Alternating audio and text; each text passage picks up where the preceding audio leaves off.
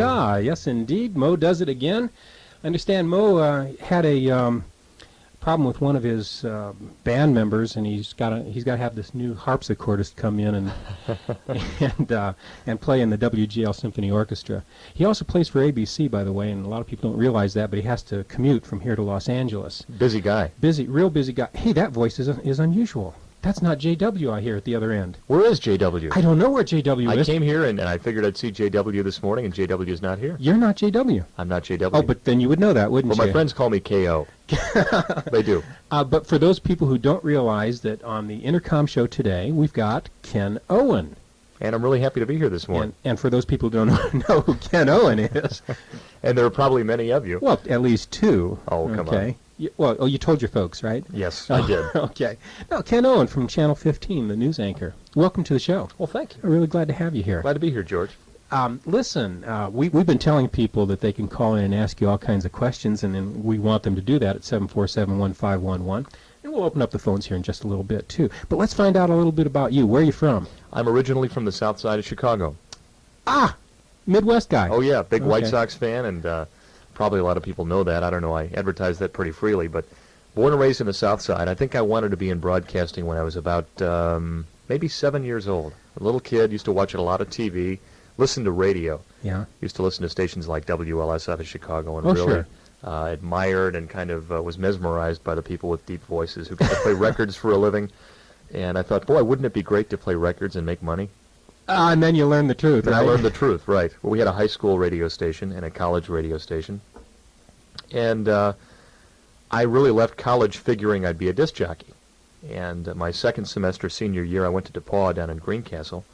There was a job opening at WIRE, Network Indiana, in Indianapolis. Sure. And I wound up getting a part-time job there, commuting 100 miles a day. I was still the program director of my college radio station, and on top of that was trying to graduate. Needless to say, my relationship with my girlfriend went down the tubes, but a career was born somewhere in there. Well, I'll tell you, that's something else. People will do almost anything for radio.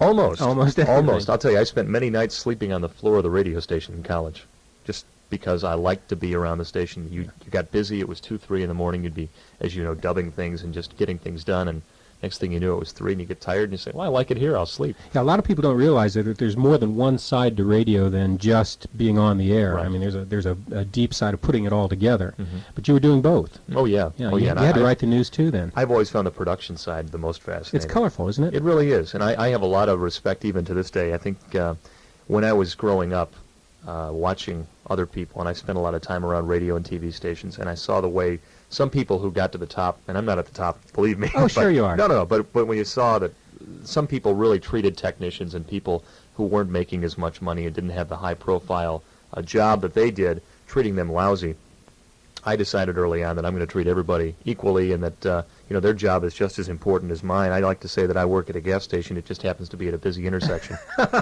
And that's true. Well, there in radio anyway, and I know this is true in television, there are a lot of different cutting edges to the business. Mm-hmm. The people who are on camera, who are up front, they're at the cutting edge. The people who are out there doing the sales, they're at a cutting edge as well. The people who are doing the production work, they're at the cutting edge as well. Mm-hmm. And it has to be that all of them working together produces the image of the station. And if any one of them falls down, then the rest of them have to suffer for it. Mm-hmm. So how about that for philosophy? That is absolutely true. Charlie's out there laughing. Charlie, incidentally, those of you who listened earlier noticed that Charlie was doing his imitation of Tom Williams. Pretty good one, too. Well, I came across sounding to me like Charlie. I don't know. I have a tin ear for those things, though. And so in any event, we wanted to recognize Charlie on the air for his stellar work. But back to you, Ken. Well, I guess continuing on from where I was, worked at WIRE for about a year. Then I worked at WIBC in Indianapolis. And there was a brand new television station going on the air in Indy, and I applied for a job there. Actually just went in and auditioned, did a live audition before they went on the air, and they liked it somehow, and I wound up in television. Uh-huh. That's literally how my TV career was born, because I was very content in radio. I really thought, frankly, that I didn't have the looks to be in television or the flash to be in television, and I was very happy in radio. So if you would have told me 3-4 years ago that I'd be in TV today, I would have laughed at you. There's a lot of competition, though, isn't there? There really is. Despite the fact you were able to get in so easily, apparently easily. It was very easy, and I thank the guy upstairs for that, because It happened, and Yeah. I didn't expect it, and to this day I look back and say, boy, you know, there are forces behind our control, because things like that don't always happen to people. I guess, I don't know, it's just been a very remarkable thing, and the thing that you look back on that's so stupid and yet neat about television is it's very subjective. You could send a tape to Los Angeles, and you could send a tape to Roanoke, and the news director in Los Angeles might love your work, but the guy in Roanoke might rip you to pieces. Right. And it just depends on what the guy thinks and where you fit into his scheme of things. That's right. Everybody is local, no matter where they are. Mhm. We have another guest in the studio. JW has arrived. Good morning. Traffic out there is brutal. How are you? I'm Real sure good. glad we don't have any cameras here. No, we don't. I don't think so. I don't think we do, no, but you can speak right into the salt shaker there. And I'm trying my best. I don't know. KGB is listening to all of this. Okay. A reference to our equipment there. Well, no, that's RCA, I think. What is this stuff? I- Mattel. No, it's not Mattel. It's swell. Okay. Well, you guys are doing such a good job, I thought I'd look in on you. And we appreciate you dropping by, too. Well, thank you. Immensely. 747-1511. Go ahead and give us a phone call. If you want to talk to Ken Owen or to JW, or... Well, that's all we're going to let you talk to right there. Yeah. You can talk to George, too. Oh, that's true. I guess George is here. But we're getting into the story of Ken Owen. Now, Ken, we've been watching this morning this morning disc jockey thing that you've been doing. Right. There was one thing that was missing from all that. I mean, you were covering all the morning disc jockeys. I mean, all the morning I disc know jockeys. where this is going. What do you think was missing from that? I think it was you, George. Oh, well, am I hitting the nail on the far head? too modest to mention it myself. Okay. Well, we just had a little bit of time, and Yeah. we There are had a to- lot of them in Fort Wayne, though, aren't there? There are. 13 stations? We're really lucky to have as many stations as we do. Yeah. You wonder, sometimes why we have so many stations, and a lot of stations, frankly, duplicate other stations. But we are lucky to have the situation competitively that we do. Yeah, and it's unusual for a city this size to have 13 stations. It's not definitely. unusual for a lot of radio stations to pop up because radio stations, that's a good way to make money. Mm-hmm. But in this town, it seems like how can you break down so many music formats into 13, or a music format, music into 13 different formats? It's really tough. It was a lot of fun to put together, though. There were a lot of nice people working in this town, and it was an opportunity for me to get out. Generally, frankly, in the morning I'm sleeping, and so That's right, you're here rather early for you. yeah. So it gets me out of bed, and that's good because I don't know, as the sun gets a little higher in the sky in the morning, it's nice to be up to enjoy it. Let's go ahead and take caller on line number 1. Go ahead, please. Yes, good morning. Good morning to you. I have a question for all of you, and in particular, Ken. Okay. You're from the Chicago area, Uh-huh. and let's call it the shock type of programming. Now, your labor station there, is it all right if I call the numbers there, the callers? Oh, just use the alphabet. Don't tell me.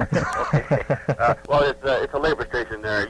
Ken knows what I'm talking about. Okay, right. And, It's an AM they station. went- You can mention the name. That's okay. WCFL. Right. The shock type of programming. Is the competition there similar to Fort Wayne in a different dimension? Well, I think you've got an even more competitive situation in that you've got about, anywhere between 50 and 65 radio stations serving that city when you count the suburban stations.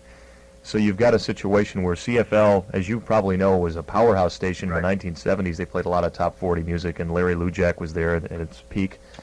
They sold out to a religious interest in about 1975 or 76, and apparently the religious interest wasn't either making money with the operation or just got tired of owning it and sold it to WLUP and Steve Dahl, who is a very controversial midday or I guess afternoon drive personality in Chicago. So the situation as it stands now, I think, is just basically that Dahl was on WLS for a while, and that's a clear channel station. He wanted to get his program out to the masses. CFL is a clear channel station and can be heard in a lot of states at night. And what Dahl is doing, basically, I think, is a trend that you're seeing in many of the larger cities when there are so many radio stations. If you can just get a small slice of the pie, you're going to do well. And his show is controversial enough that you will get that small slice. It's called a loop now, you know. Right, right. And I'm just wondering, in comparison, are you permitted to do your own thing, more or less, in a situation like that where you can up the ratings a little bit, at the same time promote yourself? Is it kind of a juggling act? It really depends on, I think, the situation. Some stations, if you say anything that crosses that line, you're going to be called in and you're going to be disciplined. But if you're in a big market and if you're in a situation like you would be in Chicago where the competition for the advertising dollar is very keen, that line gets a little farther away every time, and you can not only step over the line but jump over it. Last question. Okay. How far can you guys go in promoting the news without inserting yourself into the news? I'm sorry, I didn't hear the last part of your question. Without? How far can you guys go in promoting the news without inserting yourself into the news? Oh boy, well you have to work hard on that, and believe me, it is a constant battle. I think if there is a topic or something that you feel there's a conflict of interest or you feel strongly about, you have somebody else write the story for you. But I can tell you, frankly, that when I sit down and I have a belief about a certain thing, that is the last thing that comes into my head. I'm thinking, what happened today? How can I relate this to the audience fairly and keep myself out of it? Because I'm not the story, the news is the story. Right. Thank you. Thanks for Thank your you. call. Let's go on to line number 2. Yes, I have a question for Ken Owen. Yeah, how are you this morning? Good, you? Pretty good, thanks. Thank you. My question is, you mentioned going to school in southern Chicago? Yeah, I was born and raised there, went to really grammar school there, and then moved out to the suburbs, the Hinsdale area, went to high school out there, went to college in Greencastle, which is west central Indiana. Okay, my question is a combination of a few things. I'm curious to know what type of major you majored in, and also generally what newscasters, what do they usually major in? And a combination with that is realizing that there's only a few channels here in Fort Wayne and in a lot of different cities. What gives somebody the upper edge on other people who might be trying for the same type of position? Yeah, it really helps to know somebody in the business, doesn't it? Oh, that is the key, and you just took the words out of my mouth.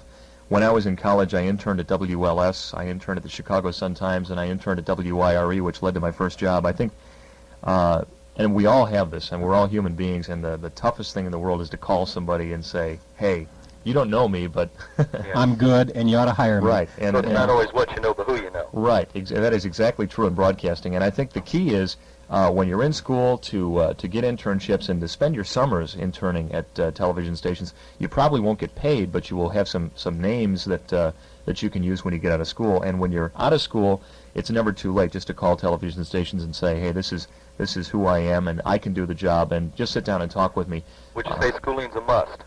Schooling is important, but I know people in television today and they're young people who did not get a college education, and I don't think it's an essential thing. I think... What's a quality that you feel is needed above everything else? I think just a good knowledge of the way the world works and a good writing style. I think writing is the most important thing in a world to a broadcaster, because you sit down sometimes and you've got 4 minutes to showtime and you're banging out a quick 30-second reader.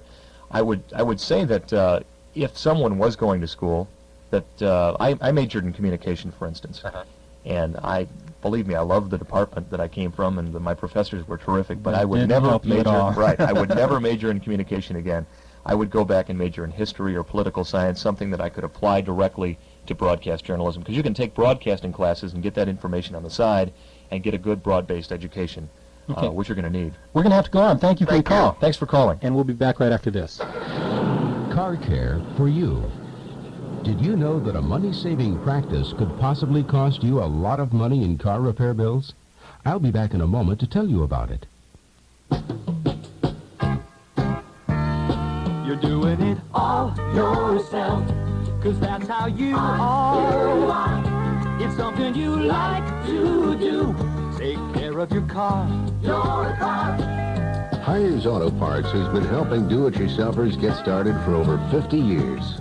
If you're wondering where to begin, the people at Hires can help. It's easy to install new plugs, an air filter and oil filter from Hires, and it's one of the best things you can do to prolong the life of your engine. Save oil, save gas, and save money. The people at Hires Auto Parts know that helping you with the basics in car care is one of the best things they can do for you and your car. Aren't you glad there's a Hires for you and your car? Hires Auto Parts, Hires for you and your car. We're close to you. Hires for you and your car. Hires Auto Parts, Hires for you and your car. Many of us are saving on gas costs by pumping our own. That's great. if you remember to make the checks your attendant used to make. To remind yourself, why not pick a special time, say every Saturday morning, for a weekly 5-minute check? Check oil level by pulling the dipstick. Wipe it, reinsert it all the way, and pull it again to see if the oil level is at or below the add mark. Check radiator coolant level. The plastic overflow tank has the proper level marked. If necessary, add coolant. Check the pressure of each tire with a gauge, and don't forget the spare. Do this when the tires are cold from standing all night. This 5-minute weekly check can prevent costly repairs and help keep your car running smoothly. Well, I try to run smoothly as often as I can. Yes. Indeed. Or run backwards, one of the two. Always run. Try line number 1. Go ahead, please. Good morning. Good morning to you. Yeah, could I speak to Ken there? Well, by all means. Yeah, Ken, most people seem a little bit interested. This isn't what I wanted to talk to you about, but when I see you, I think of another man that I know that you two could just be twins. Is that right? Yes, he lives down in Carmel, Indiana. Uh-huh. I haven't seen him for about 10 years, and when you started coming on TV, I'd look at you and I'd say, boy, he's got a job in TV. Do you have a twin No, I don't. that nobody's known about, even Well, you? this fellow would be in his early 40s, Uh-huh. which I would assume is reasonably close to your age anyhow. Well, Not even close. Nah. I feel like the belle of the ball. I shouldn't give away my age, but I'm flattered. I hope this guy's a nice guy. I'm sure he is if he's your friend. He was a very good friend of mine several years ago. It's been probably 6 or 7 years now since I've seen him, but when I see you, it just reminds me of him because you look so much alike, and even your mannerisms. Well, I'll tell you, if he's ever up in Fort Wayne, and I mean this sincerely, give me a call at the station. I'd love to meet him. Oh, okay. Well, like I say, it's been about 6 or 7 years since I've seen him. Uh-huh. But what I wanted to ask you about, I am curious. Now, you, of course, are local news here, but you do some national segments. Mm-hmm. And I just am curious how much the news is controlled. For instance, last Friday we had a man call in on this talk show, and he told about being down in Mexico. Mm-hmm. I'm sure the fellows there know what I'm talking about. Well, just fill everybody else in. Well, he told us in a trip down to Mexico he had seen a Russian military base down there with tanks and helicopters and the potential to have around 10,000 troops in it. He wasn't able to count them, but he'd flown around it in an airplane. And yet this never makes the news. And, you know, you would certainly think that this would be a very interesting news item. Well, I would agree with you, definitely. Would Channel 15 fly down to Mexico and check it out? I'll be the first to volunteer, definitely. You know, it's funny because, actually it's not funny, it's kind of sad because the network basically dictates what the local station can cover unless the local station does indeed fly down to Mexico. We get a feed every afternoon, and on that feed is all the video that the network chooses to send down for that day, and really you're limited by what they send unless there is something on the AP wire that relates to that kind of a story. So in other words, in that respect, the news is controlled. Very much so, I would say, and I think things are changing though, because you're finding that a lot of the local stations are getting satellite news gathering trucks, which basically means, you know, in the past we couldn't even go live. Now we can, in Fort Wayne, go live from downtown or down from Bluffton.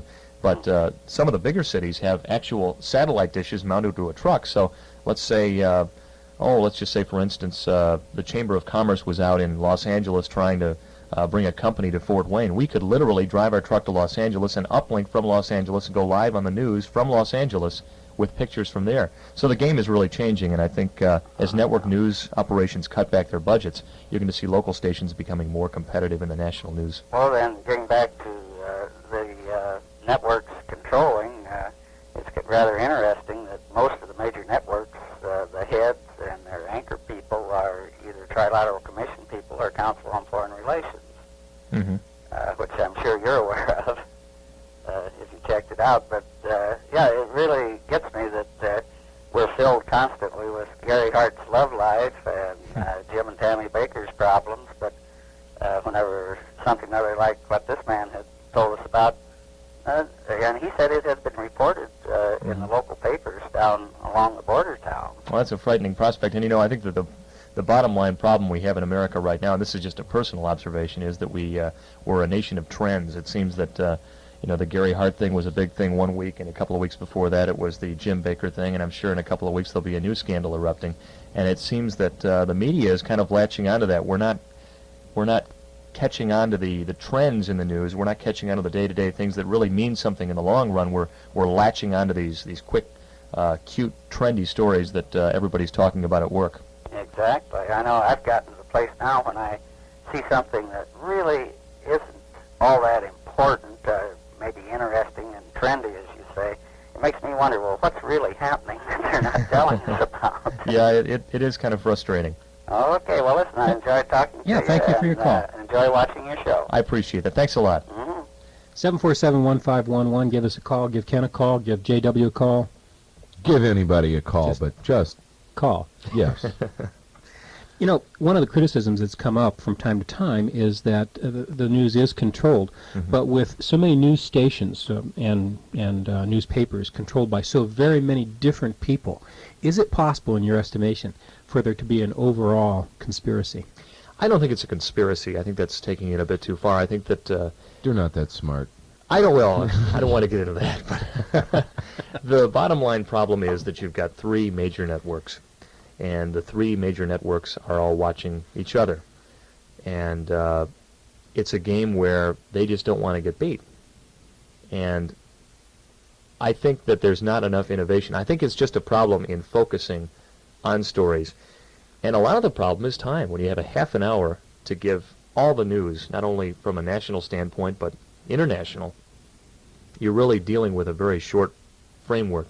I know Dan Rather for several years has been pushing for an hour-long newscast. The affiliates don't want to give up the extra half hour because that's time they can sell for Wheel of Fortune or something that makes the local station a lot of money. And you have to understand a local station's point of view too. I think the day will come perhaps when the evening news runs perhaps from 7 to 8 in the evening, when they kick it up to a time when people are home. I know that I hear a lot of people complain in the summer months that, boy, it's on at 5:30 and I'm getting home from work, I missed the first three stories. And the networks, I think, are realizing that. And there have to be some changes because the world is getting more complicated. And stories do require analysis that they didn't 5 or 10 years ago. And like the gentleman just said, we have to devote time to stories that mean something in the long run and not just to the news that's important today, because there's a place for both. I think that people are interested in the Gary Hart situation. The Gary Hart situation is in the news. It has to be reported. But so are other things that are not getting reported right now. Well, that is one of the other criticisms. Good is not news, but bad is news.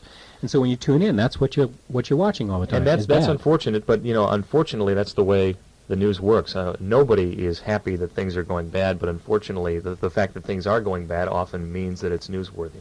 George Carlin joke about a man being barricading himself in a house, but nobody was threatened and nobody came. That's Right.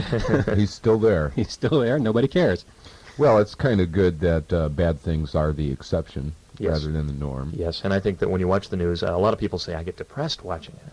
It's just a small slice of American life. I'd say that 99.8% of the way it is not reflected in the news. So get perspective is what you need to do. But if we were to go on the air with Page One some night and say, well, Mrs. O'Leary's cow had twins, I don't think that would be of interest to most people. Well, it might make the newspapers the next day, but you couldn't do it 2 days in a row. Right.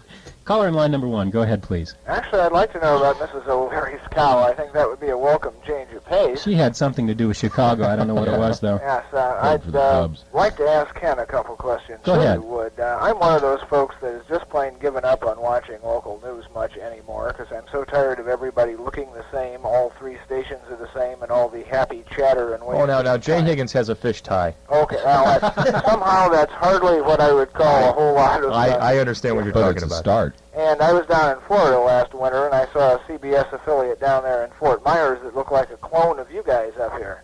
Oh, boy. Everything was exactly the same, and it sometimes the lack of individuality and anything different, and I guess the unwillingness of everybody to take chances or to do something different really is, shall we use the cliche, bummed me out beyond belief. Is it a case of going with what works? I think that's a lot of it.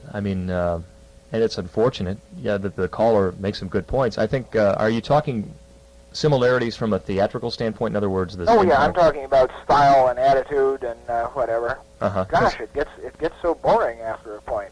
Well, that's the way, the trouble with TV news right now is that a lot of stations, somebody gets big and they look for people that look like that somebody, and a set is popular in a certain market, so everybody starts building that kind of a set, and it snowballs and snowballs and snowballs.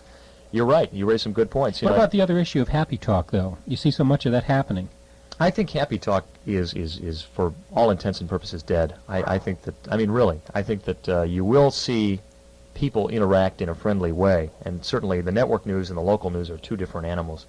But in the 1970s, I lived in Chicago growing up and watching some of the things they used to do there, and just some of the wacky ways they'd approach stories that just had nothing to do with news. I think in this market, news is still presented pretty straightforward. It's, we have our, and the caller's right, we have our share of theatrics, every market does, but I don't think happy talk is the problem it once was. I think that the competition is too fierce, and I think that the time constraints are, again, the toughest thing. I wish we had more time to delve into issues and not just give you a minute and a half about something. Okay, can I get one more quick question? Sure, go ahead. Go ahead. I guess the other concern I've got is the incredible turnover in personnel in this market. And frankly, it's hard for me to believe that anybody is really all that genuinely concerned about the news in Fort Wayne when they strike them. When you look at it and they stay 2 years and move to a bigger market, or always trying to leave. I mean, that's the ultimate in mercenary when you think about it. It's really hard for me to believe the sincerity of people that can't wait to get out of here to Indianapolis or Cleveland or the next step up. Well, I'm not going to argue with you. I agree with you, and from a viewer's standpoint, it has to be maddening. I will just take the devil's advocate perspective. If you were working for IBM and you were making, $20,000 in this market, and somebody from Cleveland called you and said, "I'll give you $100," what would you do? That's the bottom line. That the market does not pay that well. With a few, there are a few exceptions to that rule, but and that's unfortunate. I agree with you that people should be able to watch whoever they want to, and that we should have a situation in the market where it's more stable. You make some good points. Yeah, thanks for your call. I guess the one last concern on that is how, if somebody knows they can't wait to get out of here, how hard do they dig for a story? Or how hard do they dig up new leads? You're absolutely just go to the Rolodex and pull out the same old names. I can only speak for the people I know, and when you find a job, it's generally somebody calls you. I mean, I don't know that many people that are actively looking for a job. Of the few that I do know, you're right. You're right. The focus is not on their jobs; it's on the next job, and that's when you get into trouble in any business. I don't care if you're if you're making vases or if you're the president of the U.S. If you're looking beyond what you're doing now, you're in real trouble. Okay, all right, thank you much. Thanks for calling. Line number 2. Yeah, I want to get back to that business of the Russians in Mexico. I may be naive, but I can't believe that all the big news gathering organizations in this country would have missed something like that. Especially, since they talk about every Russian helicopter that gets into Nicaragua, I don't see how they could miss that kind of thing. And I don't doubt the man thinking that he saw those things, but I think that's one of the problems with programs like this. People can call in things that they think they've seen and they've talked about. And I'd like to ask Ken Owen if he really believes there's a Russian base, as many as 10,000 soldiers in Mexico near the American border that would not have been reported upon. Well, I don't want to indict our earlier caller. I will just answer, and I will say anything's possible. I mean, if you ask me, do I think UFOs exist, I would say, well, I know some rational people that say they've seen them, so maybe they do. And I don't know. I don't have enough information really to go by. The gentleman seemed to have some pretty strong feelings about it and some information about it. I had not heard about it before this morning, so I really can't pass judgment. But it's really hard to say. Yeah, well, it's been on before, and I know I think that gentleman is usually well informed, but I think one of the problems is that he brings in the Trilateral Commission on everything, and there are some people who are so conspiracy-minded that they want to believe these things, just like I'm sorry, but I don't believe that there are UFOs, and maybe that's my problem, but... I wouldn't call it a problem. It's what you choose to believe, and I wouldn't go to bed at night, thinking about a UFO visiting me. It's not something that... It's a 5-speed stereo cassette, cap top, it's beige in color, and it's $42.95. Then we have a 1985 Toyota Camry. It's a 4-door 5-speed with air, cruise, power steering, beautiful silver, and it's $79.95. So there's a few of what we've got out of about 25 to choose from. Yeah, Pat, you specialize in clean cars that run well, right? We specialize, we try to, anything mechanical can go wrong, so we're not saying that we're perfect, but the idea is they are checked out and serviced, and to our knowledge, they are ready to go. Yeah, I remember an earlier call where that's what you try to do. You try to make the car work real well. That's correct. Tell everybody where you're located. We're located south of Lake Avenue on the bypass, just next door to Midas Muffler and Frank's. Yeah. And we're open Monday, Tuesday, and Thursday till 8 o'clock, Wednesdays and Fridays till 6, Saturdays till 4. Thank you, Pat. Okay, have a good holiday. You too, then. Bye-bye. Pat Ward, Continental, Volkswagen, BMW, Subaru, out on the bypass. Been past there. They look real good, by the way. Audi's there. Check it out. Our guest in the studio is JW guest and also Ken Owen.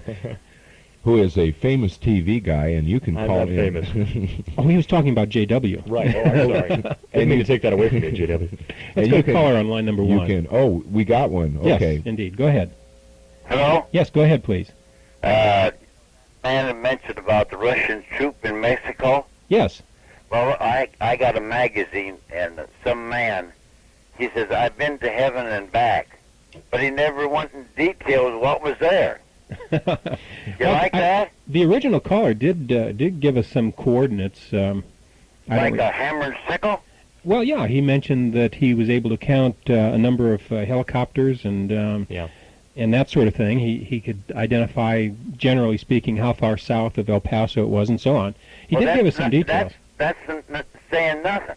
Well, but see, he wasn't. He's not in the military now, and that wasn't his job. Huh? It would be the job of somebody else, I should think, to check it out. Well, what do you mean? He got on and told you all about it. I thought he checked it out. He did. He said he saw it. Yeah, he was reporting it. Saw it with his own eyes from the air. Well, everybody has an idea. I have all kinds of ideas. I propose and opinion and positive and negative. What does that mean? No, That's just my opinion. Yeah. He saw it. Huh? He said. I know he saw it. Uh-huh. Oh, I'm sure he saw it. Let me ask you, do you think we ought to send Ken out there to investigate the story? Well, why ain't the New York Times in Chicago, whatever, and all that? Why aren't they down there? Yeah, I think that's a valid question. I think it's a real valid question. I don't know. What do you mean valid? What does that mean? Well, it means that you're raising a good point, basically. Huh? It means you're raising a good point.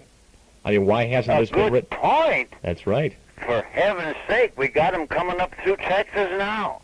Well, I'm just saying, why you asked the question, why isn't it in the New York Times? Why isn't it in the Chicago Tribune? I said, you raise a good point. I don't know. Well, I don't either. And none of us know why. Well, that's right. None of us know why we die, but we do. Well, why he get on and say that? He has more. He told about he saw the hammer and sickles and tanks. Mm-hmm.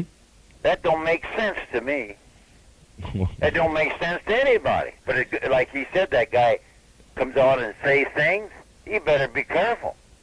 Well, but if somebody were to get on this morning and say that Charlton Heston was a communist, I mean, that wouldn't necessarily mean it's true. And I'm not saying what that do you want to change the subject for? I'm not. I'm just. Well, I'm making an analogy, sir. Tanks.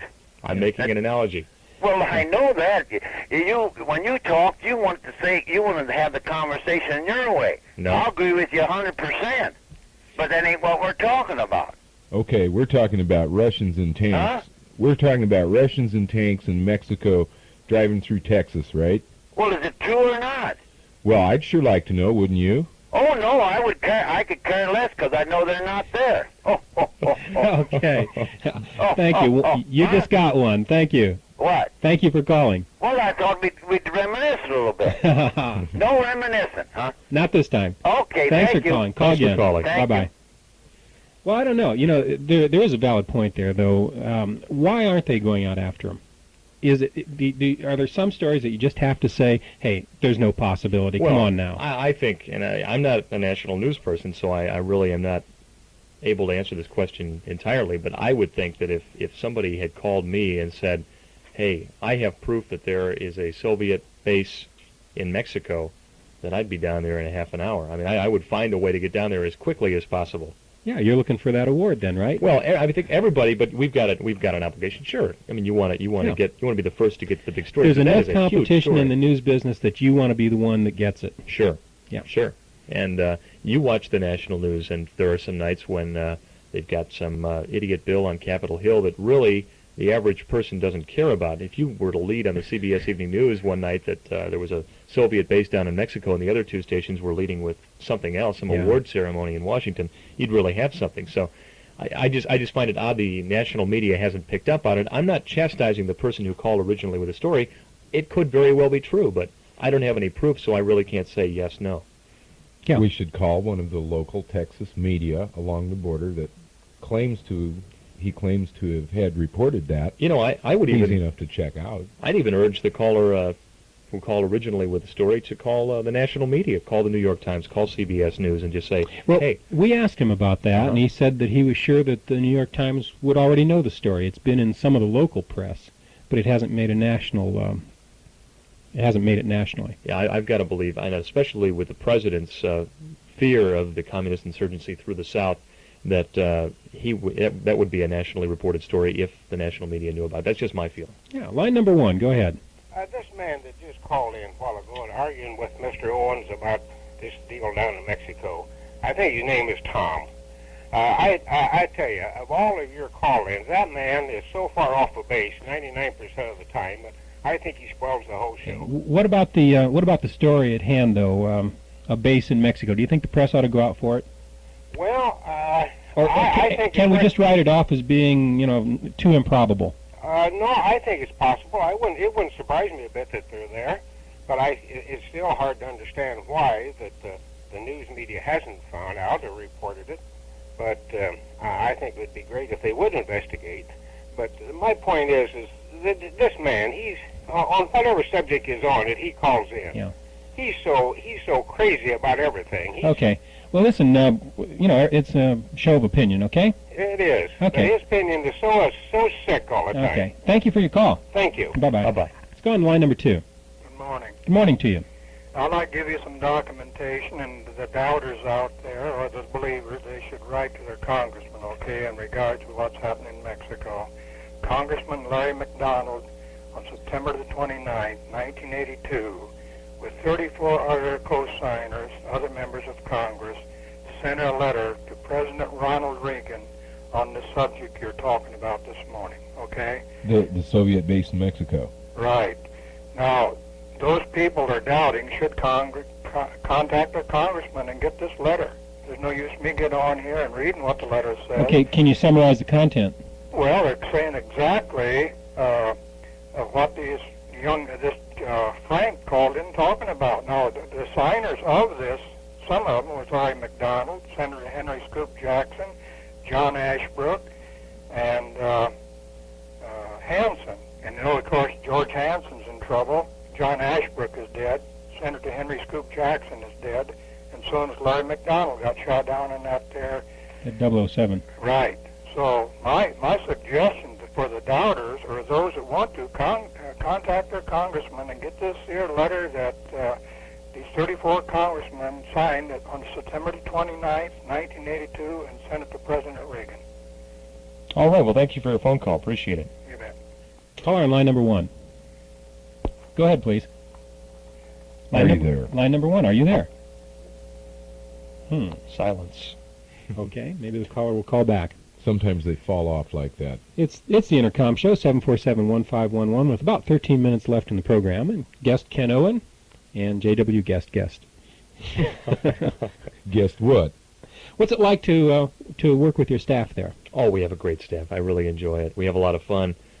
It's like any other business. People say, boy, it must be great working in television, and I tell them it's like any other job. Some days it's great, some days it's not so great. But but they do pay you to come in, don't they? They do, and they do all of us. And I think the most important part of the job is you have a responsibility to people. People rely on you for information, and as we've learned this morning, there are people questioning the media's tactics, questioning why this story isn't in the news, and that's good. That's what the media is all about. We're going to go to caller on line number one in just half a second here, but maybe local news ought not to deal with national stories and get more heavily involved on a cost basis and an investigation basis on local stories. I think that'd be terrific, and I think though when you're talking about cost, locally, the only thing that's going to be involved is just hiring more staff. I think when you're talking about national stories, the national stories a local station would probably get involved in local figures involved in national stories. I'm trying to think of a good example, but Perhaps if you were in Ohio when Sam Hall was under arrest in Nicaragua, that would have been a local story. A legitimate local story. Although it was a national story and international as well. Okay. Caller in line number 1. Well, listen, first we want to talk about Tom. His poor Tom, you got to consider Tom, you know, he's something else. Yeah. What's your question? Tom is a little something else. I know him real personally. Okay. What is your question?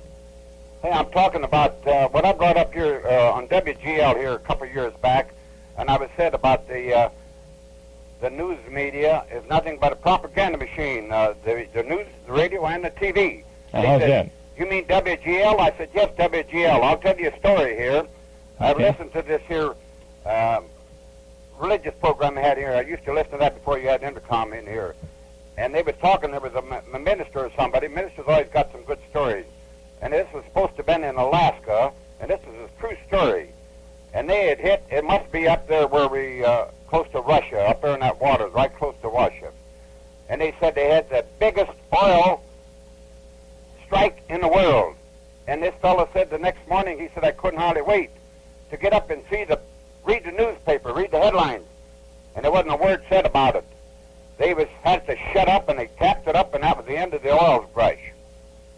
Now and then another thing is, so how does people get your stories, is that we're just like over in Russia. They hand you a piece of paper when you go on the air, and you put that on. You don't have to pay for the advertisement, nothing. Sir, I beg to never differ. will forget, during the war, when the news media used to get on there and tell you like we was a bunch of dummies. I beg to differ, sir. Yeah. Hold your blinds down to keep the heat in. Ken wants to respond to you. Toilet paper in your keyhole. Okay, Ken wants to respond to you. Turn your temperature down. Okay, he obviously has some very strong opinions. Yeah. I would beg to differ with him. I think that we live in a society that's very competitive. It's not the Soviet Pravda. We don't have a daily newspaper coming out. You know, there are television stations across the country competing with each other to get the information out. I will agree with the caller, and I think the bottom line point he was trying to make is a lot of times theatrics and some of the little tricks involved in television come into play, and where it should be a news game. But I think we live in a society that is very competitive journalistically, and I don't think that we have a Soviet Union on our hands in the United States, and we're lucky. You're given latitude, though, aren't you? Have you ever had people come by and say, Ken, no way, this one's out, this story you can't run? I'm trying to think. Not really. I think the only time that you get into that sticky area is when you're dealing with a story that's questionable and deals with an advertiser. Or, legal problems. Or legal problems. But generally, if a story is well-researched, you can document it, it's going to go on the air. And I really think that if people understood the way the media works, I mean, we're not out here just to spout news releases. If anything, that's the one thing we don't want to do. When you look in the file in the morning and you see news conference, news conferences are staged events. Yeah. We want to bring you fresh news that's happening, news you wouldn't otherwise hear about. So the media is trying. Line number 2, go ahead, please. Yes, boys, seeing is believing. This man saw the base with his own eyes. And who are we to repudiate him now? I'm not repudiating him, ma'am. I'm just saying that... Not you. I mean the ones. I'm not referring to you. Okay. The ones that are saying there is no base and they don't believe it. Now, you know that the media controls our country. And the media is slanted. And if this news was released about the bases, it would vindicate Reagan and the Contra aid. So I firmly believe that because of the liberal media's hard stance against the Contras, they suppressed it. And you've got to keep in mind we have a lot of communists in our government. And you won't know who they are. Who are they? Maybe if you name a few, we can... No. We know that they're there, and naturally they're not going to reveal their identity, and they're hoping to take over the country. And, of course, they're liberals. I firmly believe that we do have bases there, and I think that Reagan has known that for some time. And, of course, he's a very intelligent, astute president. He's not going to release it to us. There's probably liberals on that base, too, I bet. Well, maybe, but I think it's true. All right, okay, thanks for calling. Thank you. Caller in line number 1, go ahead, please. Yes, sir. Nice talking to you, gentlemen. And Ken Thank you. Owens, I would like to change the subject a little bit. Oh, please, thank you. All right. I came here this morning to talk about television and just answer some questions, and we're getting to a debate that, it's really hard for me to get involved in because it's like the lady said, the man saw it and he believes it, and that's... What can you say? What can I say? And we didn't see it, and we don't know more details than what we've been told. And we wish we did. Yeah, go ahead, though. I could make some comments on that, but I won't, because I wanted to talk about wondering why the sports department doesn't follow bowling more in the city and the area of Allen County. That's a good question, and I'll tell you, the problem you get into, I think, a lot of times is the sportscasts in this market generally run about 4.5 minutes or so every night. Right. And by the time you get in all the baseball scores and the playoff scores, of course, basketball season runs till September now, and there are so many different things they have to cover. I think it's basically a time problem. But I would tell you that probably your best thing to do is either write a letter or call the local television stations and say, hey, we'd like some coverage too, because the best way to get their attention is to get in touch with them. Right, I understand that, and we did do that. We had the Hall of Fame for the Fort Wayne area last night, and in fact, it was a first. Mm-hmm. The first time the women, WIBC and the ABC got together, Fort Wayne Bowling Association, Mm-hmm. and women started their Hall of Fame, and 3 ladies were inducted, and 3 gentlemen were inducted in the men's, and it was held at the gag lines, and it was we had 190 people there, Mm-hmm. and I was impressed with the entire program and all our inductees, but there wasn't one news person or television personality or anything there, and I'm very, very surprised. Well, do you have someone in charge of public relations? Yes, we do. Okay. I would really, sir, and I think you raised some good points, and I think that is something we should cover. I agree with you. But, again, I don't make the decisions about sports, and I would, either call or write them a letter and just say, hey, why weren't you guys here? You could have put in 15 or 20 seconds about this thing. Okay, very good, Thanks and for your I'll call. do that thing Wednesday night. Very good. Thank you, sir. Okay. Line number 3. I'm sorry, 3. Good morning. Good morning to you. Well, my comment is that I find it very difficult to decide which of the 3 stations to watch for local news. They're all 3 so good. Well, thank you. I appreciate that. And I think you're right. We have a very good competitive situation. I'll tell you a story. When an ABC news crew was in town a couple of years ago during the flood, they watched all 3 stations, and this is like TV market number 97 in the country. There are 230 TV markets.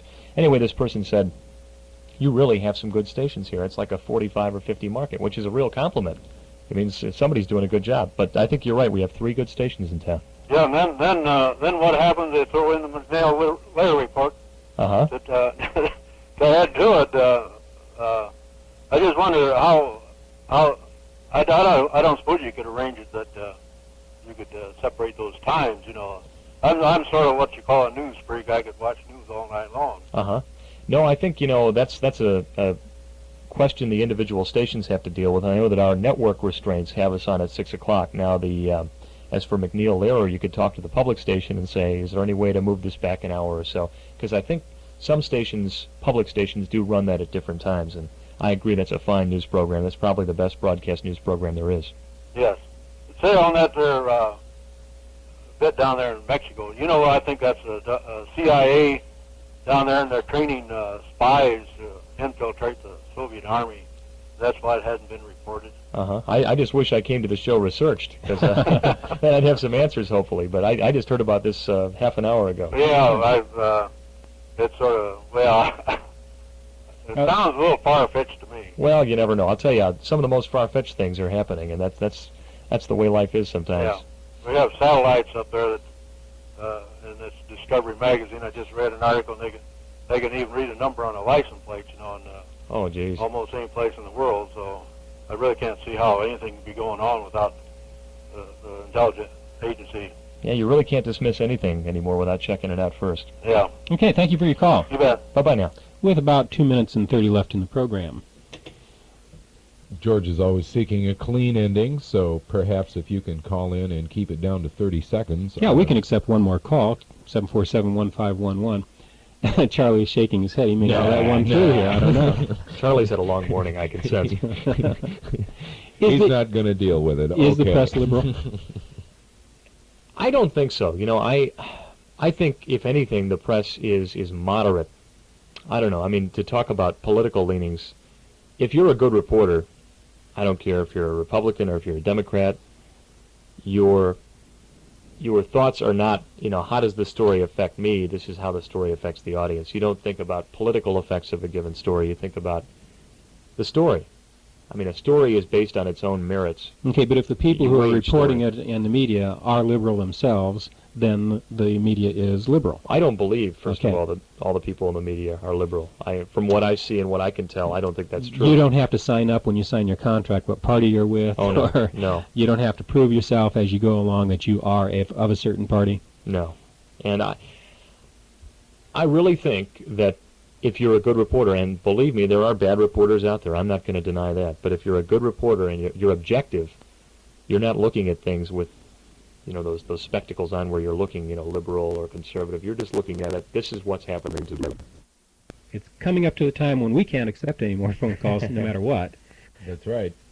I'm going to take an opportunity to point something out. Maybe the rest of the public is unaware of it, but you guys have just won yourselves a rather nice award. Yeah, we won the AP award for the best newscast. Actually, it's the best newscast in the state outside of Indianapolis, so we were really happy about that. And, awards are nice, but the most important thing is just to do the job day in, day out, and hopefully more days than not you're doing the job, and we're trying, believe me. Okay, but the point is, you don't get an award like that unless you've done something rather important. Well, hopefully. So, we want to take the time right now to thank you for coming into the studio. We know it's early for you. Well, thank you, George. I've had a ball, really have. We'll do it again sometime. Lots of fine callers out there, and we're going to invite them to call back tomorrow, too. And they probably will.